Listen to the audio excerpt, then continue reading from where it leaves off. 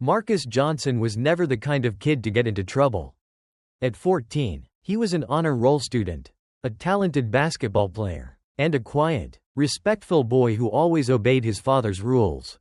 He had spent the evening at a local park with his friends, playing basketball under the amber glow of the streetlights, laughing and enjoying the last days of summer before school started again. His father, Daniel Johnson, had always told him to be home before dark, but Marcus had lost track of time as he walked alone through the dimly lit streets of their neighborhood, bouncing his worn-out basketball. He had no idea that the night would change his life forever. A police cruiser slowly rolled down the street, its headlights cutting through the shadows. Officer Jason Miller, a veteran cop with a hard-set jaw and a perpetual scowl, was on his usual patrol. The neighborhood wasn't known for crime, but Jason had always believed that certain people didn't belong in certain places. And to him, a young black boy walking alone at night automatically fit the profile of a suspect.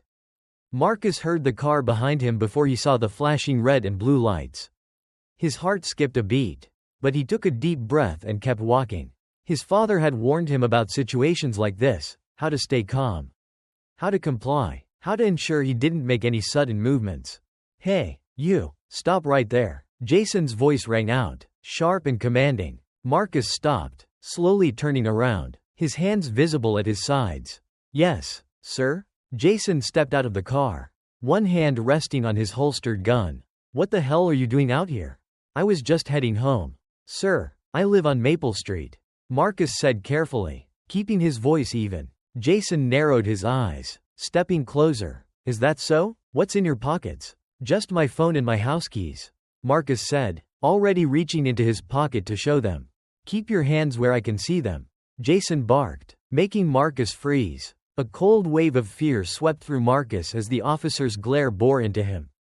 Jason reached forward and roughly patted him down, shoving Marcus against the brick wall of a corner store.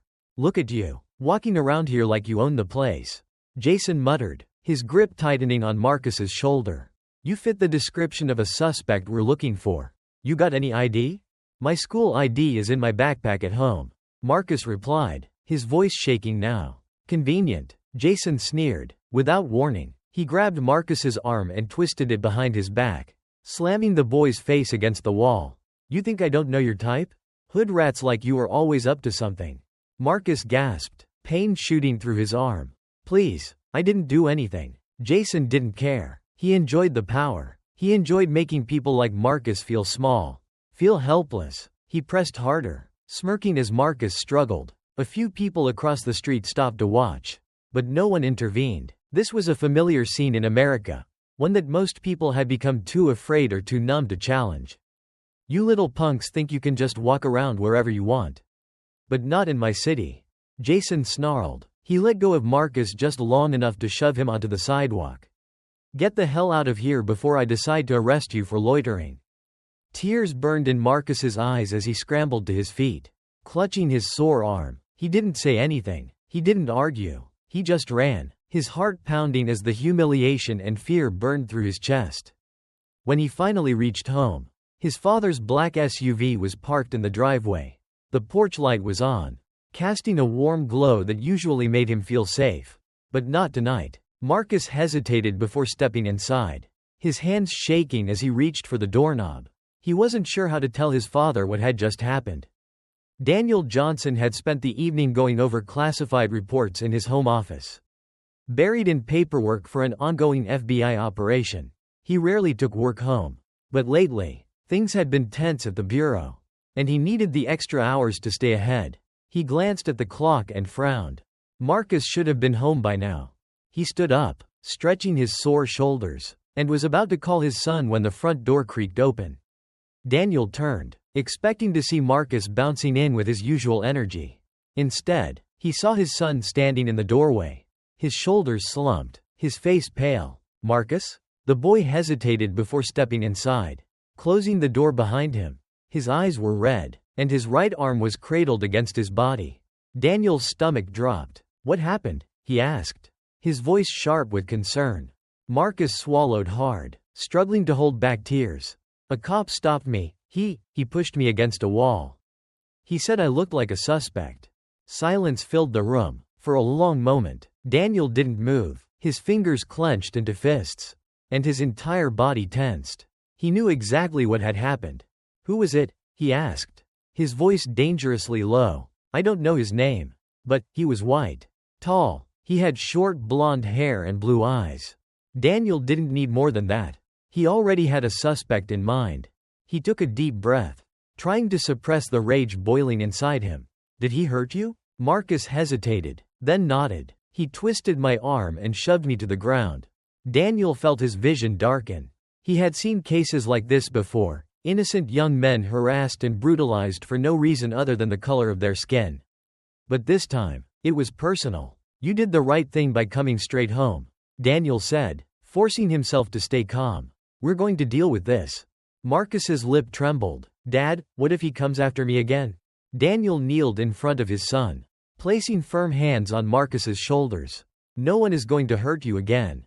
I promise." Then, without another word, he stood up, grabbed his phone, and dialed a number. "Johnson," came the voice on the other end. "Tom, I need you to find everything you can on an officer named Jason Miller," Daniel said, his tone cold and precise. There was a pause. "What happened?" "He put his hands on my son," Daniel growled, "and I'm going to make sure he regrets it." Daniel spent the rest of the night making calls, pulling strings, and digging through police records.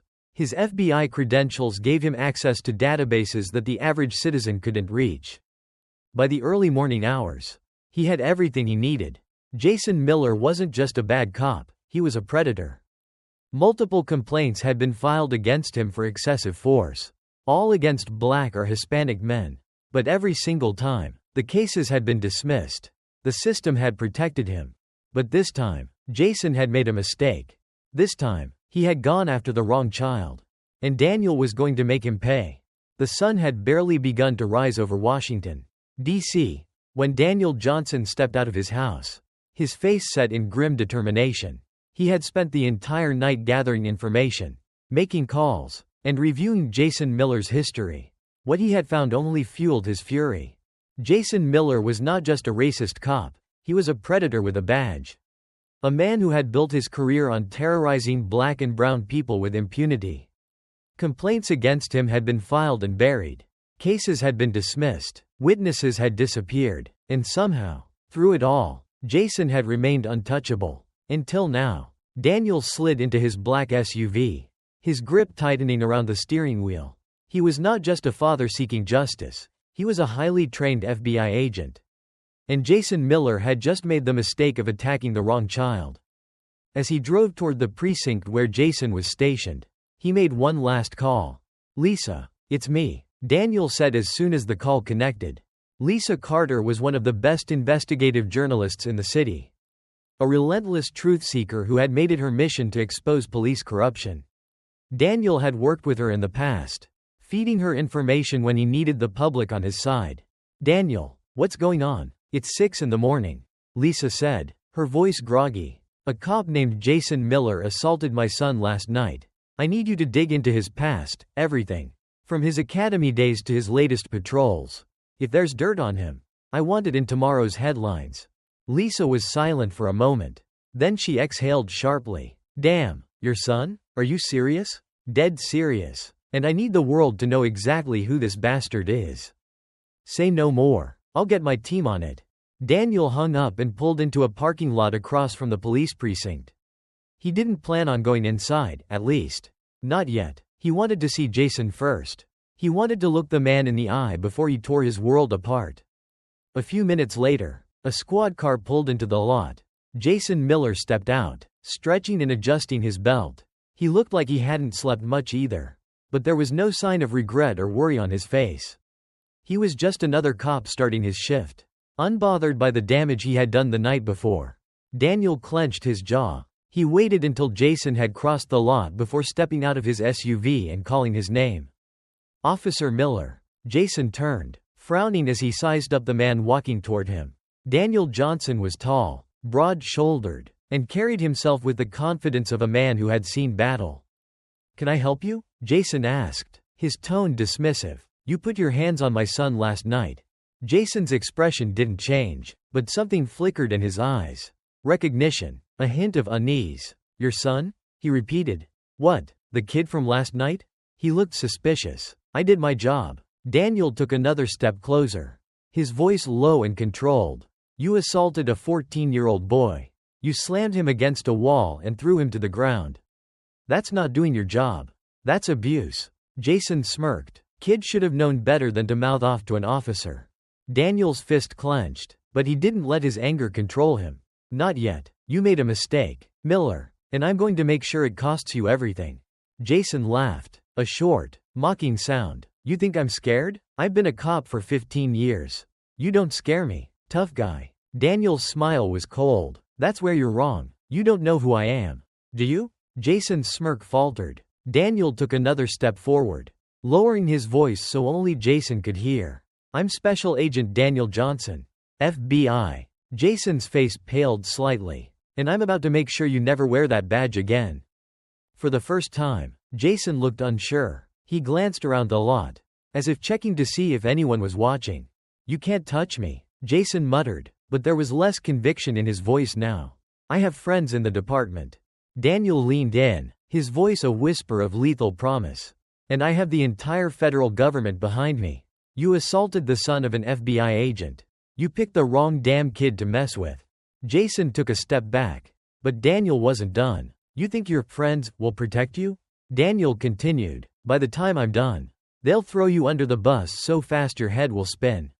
And when the media gets hold of what you did, your name will be a stain on this city forever.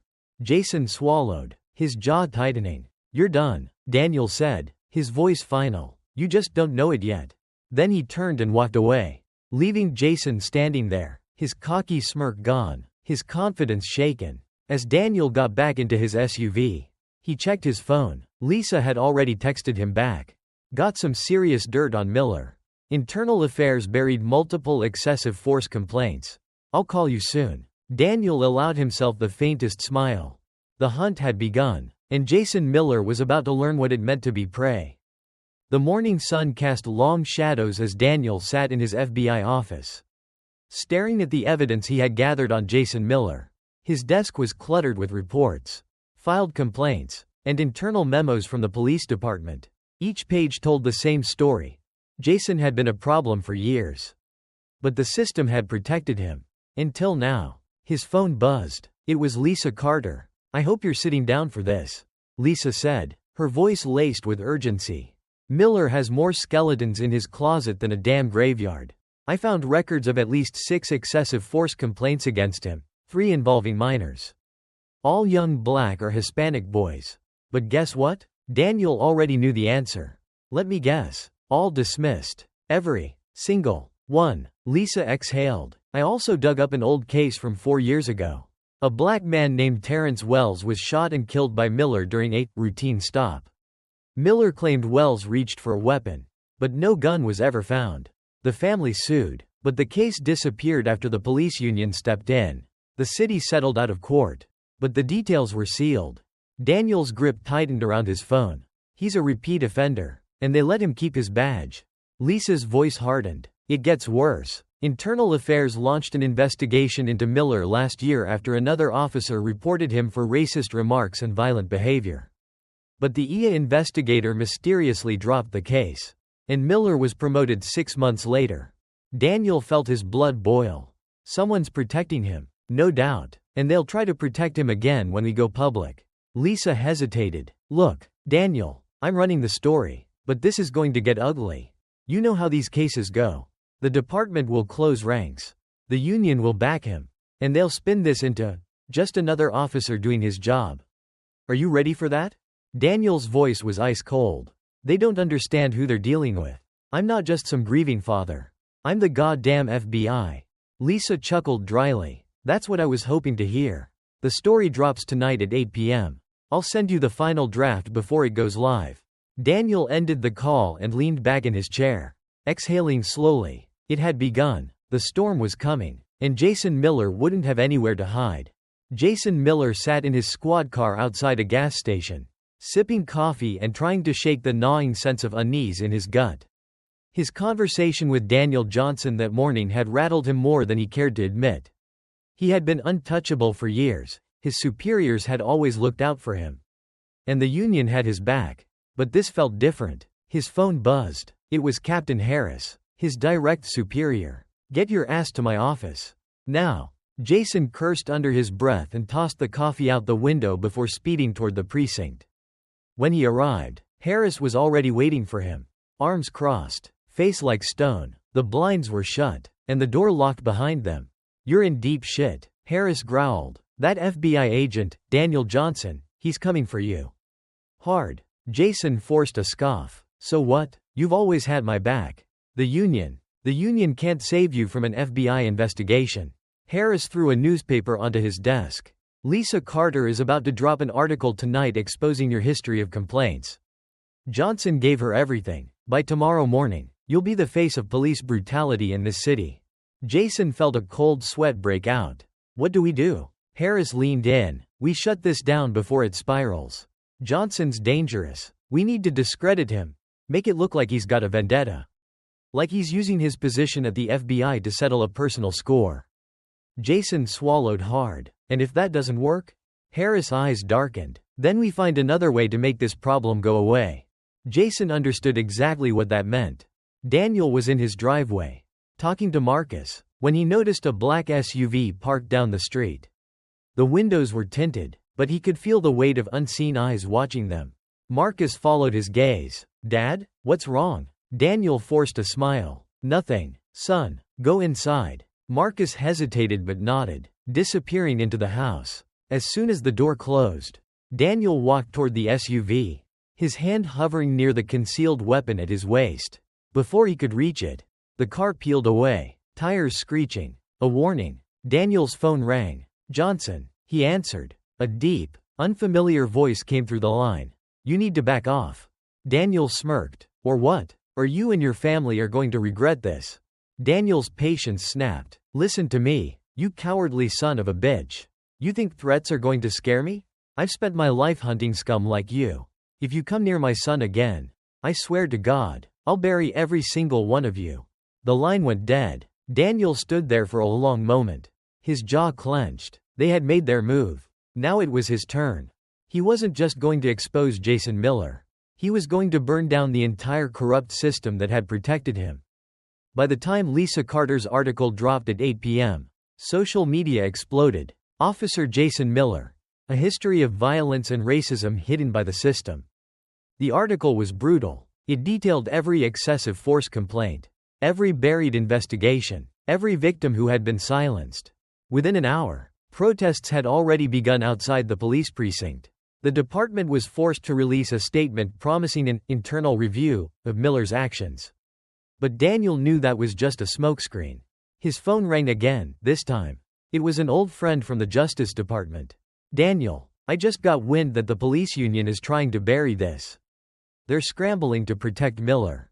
Daniel exhaled sharply. "Then we move faster. I want a full-scale federal investigation launched. I have enough evidence to justify it." His friend hesitated. "You're making a lot of powerful enemies. Daniel, if you do this, there's no turning back." Daniel looked out the window at Marcus, who was sitting on the couch, watching the news. His son was strong, but the fear in his eyes hadn't faded since that night.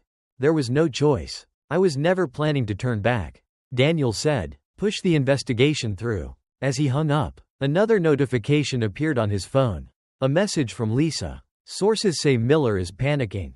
He knows he's cornered." Daniel's eyes narrowed. Jason Miller was an animal trapped in a cage.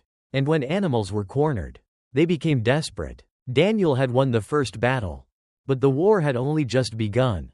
Jason Miller paced the small living room of his apartment, gripping a half-empty bottle of whiskey in one hand. The television was on, but he wasn't watching. Every news station was covering the same story, his downfall. His name was smeared across the screen. His past sins dissected by so-called journalists. His face plastered on every social media platform with the word, "racist cop," flashing beneath it. His phone had been ringing all day. His union representative had called. The department had called. Even his captain had called, none of them offering support. Only damage control. "Lay low. Jason, don't talk to anyone. Stay off social media. Do not engage. We're working on this, but it doesn't look good." He had gone from untouchable to expendable in less than 24 hours. The worst part? The FBI was now involved. Jason threw the bottle across the room, watching it shatter against the wall. He had to do something. He wasn't going to let some FBI agent and a teenage punk ruin his life. His phone rang again. This time, it was Captain Harris. Jason hesitated before answering. "Yeah? You need to listen very carefully," Harris said, his voice low and serious. "You're out of time. The feds are moving fast. They're pulling every record, reopening every case. Your name is poison now." Jason swallowed hard. "So what do I do?" "You disappear." Jason's blood ran cold. "What? You don't have a future here. Miller, if you stick around, they're going to hang you out to dry. I made some calls. There are people who can help you get out of the country. But you have to leave tonight." Jason clenched his jaw. "And if I don't?" Harris sighed. "Then you'll be behind bars by the end of the week. And trust me, a cop with your record in prison? You won't last a month." Jason's mind raced. He had spent years bullying, beating, and brutalizing people without consequence. He had never once imagined that the system protecting him would one day turn against him. But if they thought he was just going to run, they were dead wrong. Daniel Johnson stood in his office at FBI headquarters, staring at the case files spread out on his desk. His team had been working tirelessly since the article dropped, collecting more evidence, interviewing old victims, and uncovering new leads. Jason Miller wasn't just a violent cop. He was a criminal hiding behind a badge. Agent Tom Reynolds, Daniel's longtime partner, walked in, tossing a folder onto the desk. "We got something big," he said. Daniel flipped through the pages. Bank statements, cash deposits, unreported overtime pay. "What am I looking at?" Daniel asked. "Miller's been taking money under the table for years. Bribes, payoffs, you name it. Looks like some local businesses were paying him to look the other way on illegal activity. Drug dealers, club owners, even a few politicians." Daniel's eyes darkened. "So he's dirty in more ways than one." "Yep. And guess what? We just got a tip that he's planning to run. Someone inside the precinct leaked that he's trying to disappear before the feds come knocking." Daniel smirked. "Let's make sure that doesn't happen." Within an hour, the FBI had set up a full surveillance operation. Agents were stationed outside Miller's apartment, tracking his phone, monitoring his financial activity. The moment he made a move, they'd be on him. Daniel wanted to be the one to put the cuffs on him personally. But Jason Miller was about to prove that he wasn't going down without a fight. Jason stuffed a duffel bag with cash, clothes, and his backup pistol. He had one chance to get out before the feds closed in. Harris had given him an address, some sleazy fixer who specialized in helping criminals disappear. Fake IDs, burner phones, transport out of the country. But Jason wasn't planning to just run. No, he wanted payback. As he zipped the bag shut, he grabbed his phone and made one last call.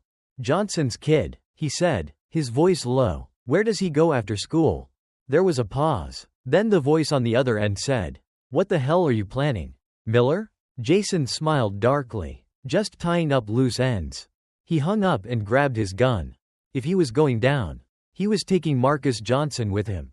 Daniel sat in his car outside the FBI building, scrolling through his phone. Lisa Carter's article was still trending.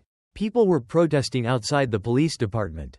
Civil rights groups were calling for nationwide reform. The case against Jason Miller had sparked something much bigger than just one dirty cop. It had ignited a movement. His phone rang. "Johnson," he answered. "Daniel, it's Reynolds." His partner's voice was tense. "We've got a problem. Miller's not just running, he's going after your son." Daniel's breath caught in his throat. "What?" One of our informants picked up chatter. Miller was asking about Marcus's routine, where he goes after school, what time he gets home. Daniel's vision went red. His grip tightened around the steering wheel. "Where is Miller now?" "We don't know yet, but we've got agents at his apartment. If he makes a move." Daniel didn't wait for Reynolds to finish. He slammed the car into gear and peeled out of the parking lot, his heart pounding. Marcus was at basketball practice. The gym was 20 minutes away. Jason Miller was a dangerous, desperate man, and Marcus was his target. Daniel pressed the gas pedal to the floor. He had spent his entire career hunting men like Miller. But this time, it was personal. And if Miller so much as laid a hand on his son, Daniel would make sure he never saw another sunrise. Daniel's heart pounded like a war drum as he sped through the streets of Washington, D.C. His hands gripped the steering wheel with deadly precision, his knuckles white from the pressure. The thought of Jason Miller anywhere near Marcus sent a cold, merciless rage surging through his veins. He had spent his life hunting criminals, tracking the worst of the worst, but nothing had ever felt this personal. Marcus was at basketball practice. The gym was a 10-minute drive from where Daniel was, but Jason could already be there. He pressed the gas pedal harder, weaving through traffic, ignoring the honks and shouts of other drivers. His phone buzzed. Johnson. He answered without taking his eyes off the road. "We got a location on Miller," Reynolds said. His voice was tense. He was spotted heading toward the South Side Rec Center. Daniel's grip tightened. "That's where Marcus is. Shit, we're sending agents now." "Not fast enough." Daniel growled and ended the call. As he approached the rec center, he saw it. Jason Miller's black sedan parked haphazardly at the curb, engine running. The sight of it sent Daniel's instincts into overdrive. He slammed the brakes, barely throwing the car into park before jumping out. The doors to the gym were wide open. Daniel pulled his gun from its holster, moving fast but silent. His training took over, eyes scanning, feet steady, weapon raised. Inside, the gym was filled with the echo of bouncing basketballs, sneakers squeaking against the polished wooden floor. Then he heard it, a commotion, raised voices. His blood ran cold. He sprinted down the hall, pushing through the gym doors just in time to see Jason Miller standing at the far end of the court, his gun drawn. Marcus stood frozen, his friends backing away in terror. Jason's eyes were wild, desperate. "Move, kid," he barked at Marcus. Now, Marcus didn't move. His breath came in short gasps, but his feet stayed rooted to the ground. Daniel's gun was already aimed. "Miller." His voice was sharp, commanding. "Put the gun down, now." Jason flinched but didn't lower his weapon. Instead, he shifted his aim toward Marcus. Daniel's vision tunneled, his trigger finger tensed. "You don't want to do this, Jason," Daniel said, his voice deadly calm. "You know how this ends." Jason was shaking now, his whole body wired with panic. "You did this," he spat. "You ruined my life. Everything was fine until you started digging. You did that yourself." Daniel's aim never wavered. "Last warning, Jason, drop the gun." Jason's eyes darted around the room, as if searching for an escape. There wasn't one. Then, in a moment of pure desperation, he made his choice. His gun shifted, his finger tightening on the trigger, and Daniel fired. A single shot. Jason's body jerked as the bullet struck him in the shoulder, sending him crashing to the ground with a howl of pain. His gun clattered onto the court. Daniel moved fast, kicking the weapon away and pinning Jason down with practiced efficiency. Marcus was still standing there, wide-eyed, his breath ragged. "It's over," Daniel said, his knee pressing into Jason's back. Sirens wailed in the distance. The cavalry had arrived. By the time the FBI agents stormed the gym, Daniel already had Jason in cuffs. Blood from the gunshot wounds soaked through Jason's shirt, but he wasn't in any immediate danger. Reynolds was the first agent through the doors. He took one look at the scene and exhaled sharply. "Jesus, Daniel." Daniel didn't respond. He hauled Jason to his feet and shoved him toward the arriving officers. "Get him out of my sight." Jason's lip curled in fury, but he was too weak to fight back. Two agents grabbed him and escorted him out. Daniel turned to Marcus, who was still standing in shock.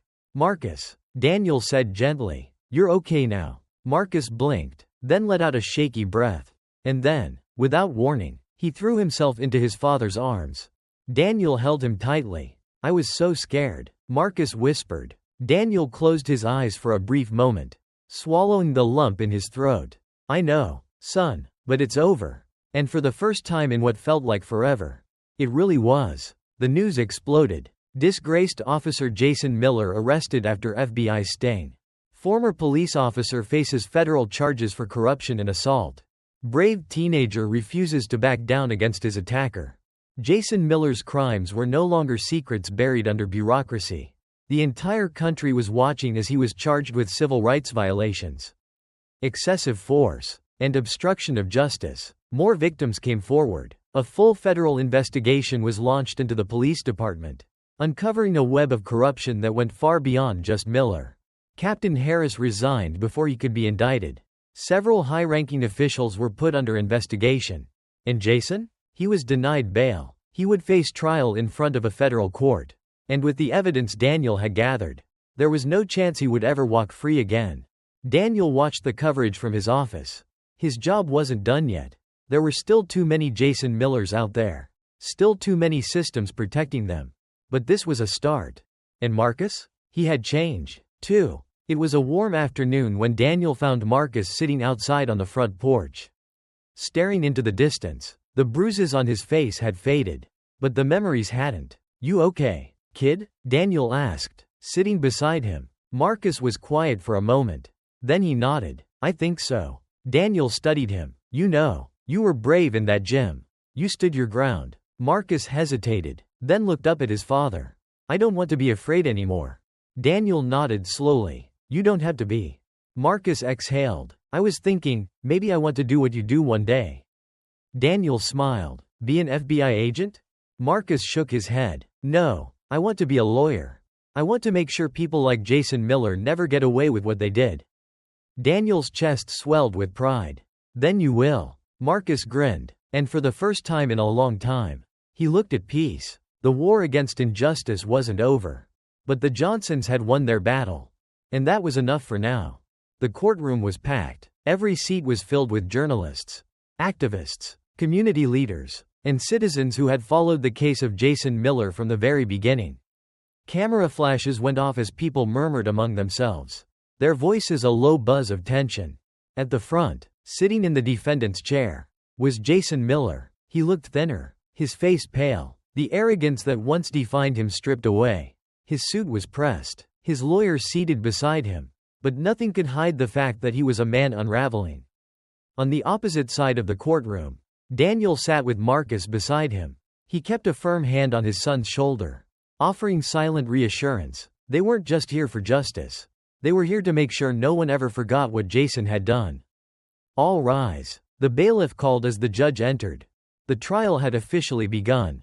The prosecution wasted no time. They laid out Jason's long history of misconduct, presenting evidence after evidence, witness after witness, body cam footage of past incidents, testimonies from former victims, internal police reports that had been buried until Daniel's investigation unearthed them. Each revelation was another nail in Jason's coffin.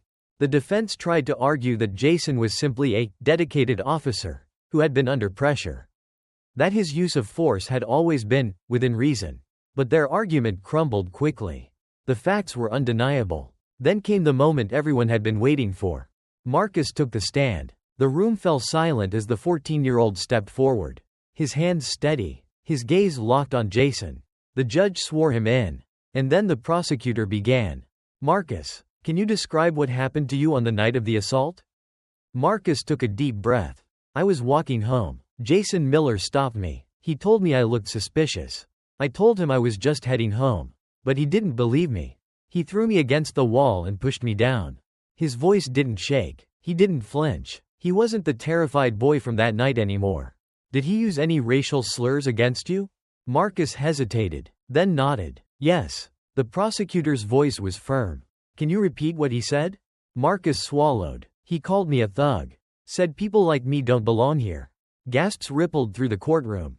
Jason sat stone-faced, his lawyer whispering frantically in his ear. The cross-examination was weak. Jason's lawyer tried to paint Marcus as an unreliable witness, a confused kid, but Marcus never wavered. When he stepped down from the stand, Daniel gave his son's hand a tight squeeze.